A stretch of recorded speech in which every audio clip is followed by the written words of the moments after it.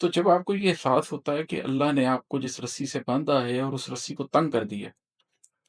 وہ ایکچولی آپ ہی کی فلاح کے لیے ہے۔ اگر کسی کی رسی دراز کر دی جائے، محاورتاً بھی کہا جاتا ہے کہ اس شخص کی اللہ نے رسی دراز کر دی،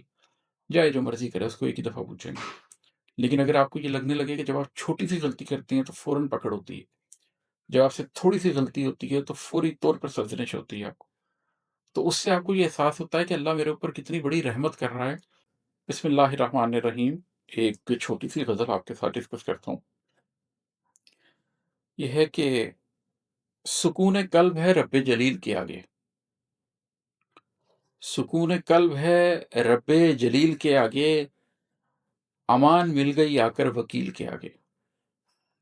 ایک تو ہم اردو میں وکیل کا لفظ استعمال کرتے ہیں، لیکن بیسیکلی تو اللہ کے ناموں میں سے یہ ایک نام ہے، اللہ جو ہمارا نگہبان ہے۔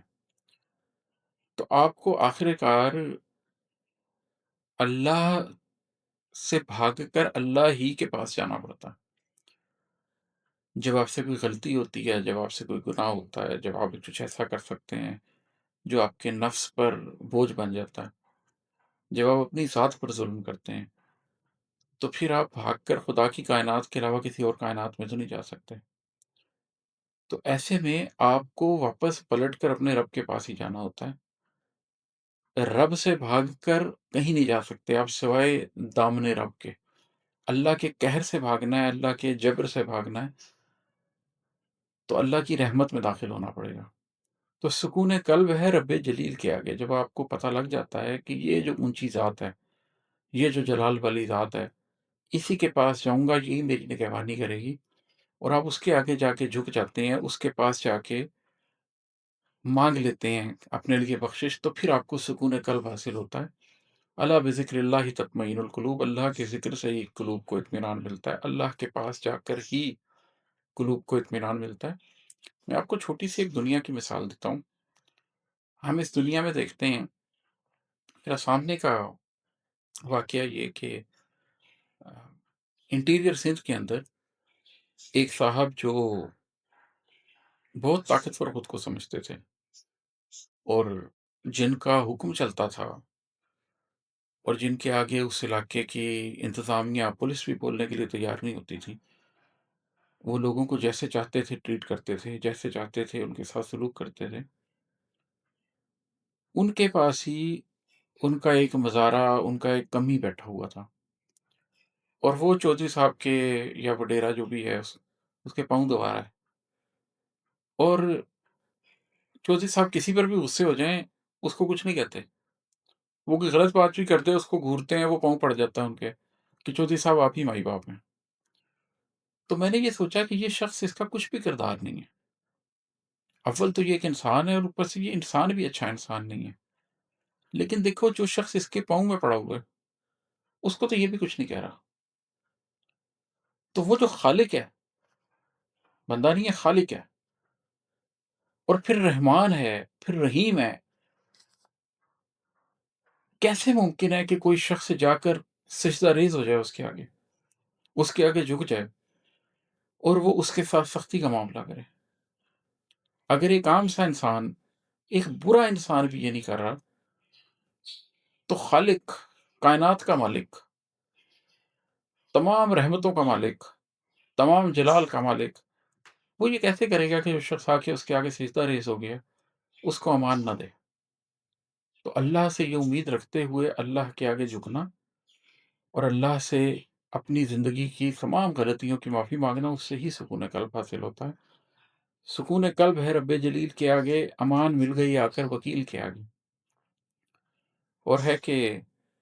کمی زیادہ ہے لیکن بہت امید بھی ہے، بہت بھی کم ہے تمہارے کلیل کے آگے۔ کہ جب انسان اپنے گناہوں کو دیکھتا ہے تو اس کو لگتا ہے کہ میرے پاس تو اعمال کی بہت کمی ہے،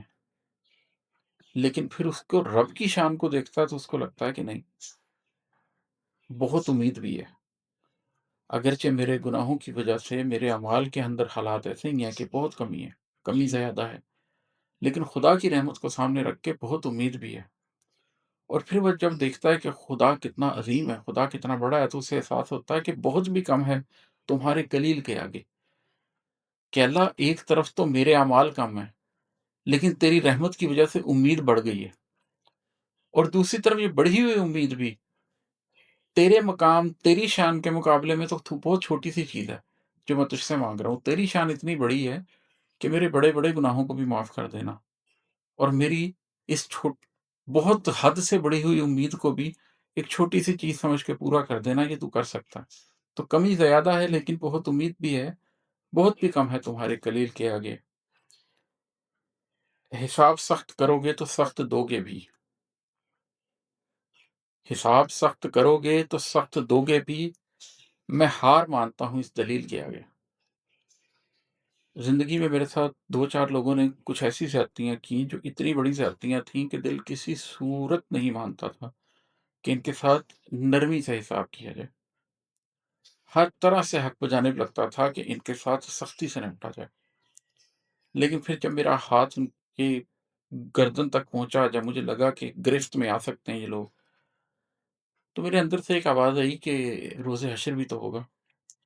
اور اس پہ تم بھی تو رب کے سامنے کھڑے ہوگے، اور اگر انصاف کیا اس نے تو تم بھی تو اس انصاف کو نہیں سہ سکتے ہوگے۔ تو سخت حساب مت کرو، اگر تم نے سخت حساب کیا انصاف کے تقاضے پورے کرتے ہوئے، تو تمہارے ساتھ بھی سخت حساب کیا جا سکتا ہے انصاف کے تقاضے پورے کرتے ہوئے، اور وہ تم سے عماد برداشت نہیں ہوگا۔ تو یہ جو ایک دلیل تھی، اس کے آگے میں نے ہار مان لی، اور مجھے لگا کہ نہیں، مجھے ان لوگوں کو معاف کر دینا چاہیے، درگزر کر دینا چاہیے، چھوڑ دینا چاہیے،